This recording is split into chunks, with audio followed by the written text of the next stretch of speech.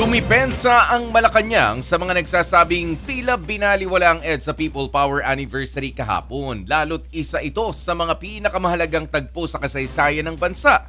Pero hindi man lang idineklarang holiday. Narito ang report ni Ria Fernandez.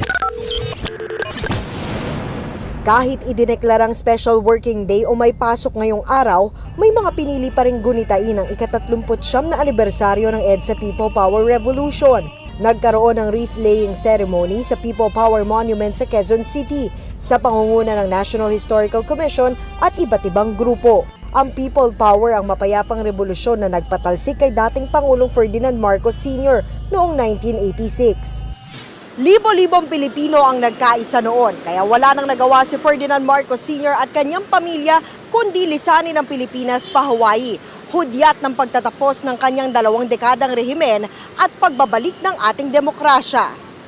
Naranasan ng 86 anyos na si Romeo ang malupit na panahon ng batas militar. Kaya gano'n na lang ang pagkadismaya niya nang hindi ideklarang holiday ni Pangulong Bongbong Marcos Jr. ang anibersaryo ng EDSA.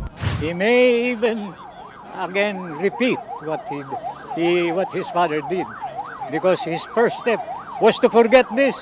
Dumipensa naman ang Malacanang sa mga kritiko. Since the time po na siya ay naging Pangulo, wala po tayong nadinig na anumang pagpapahinto ng anumang events, any activities na maaaring mag-commemorate ng nasabing event. History is history. So hindi po kakayanin po lang ng presidente na ito ay mabura sa ating history.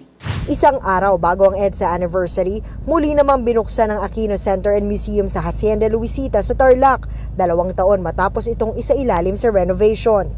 Nakalagak sa museo ang mga memorabilia ni na dating Senador Benigno Ninoy Aquino Jr., kanyang asawa na si dating Pangulong Cory Aquino na siyang nanguna sa 1986 People Power at ng kanilang anak na si dating Pangulong Noynoy Aquino.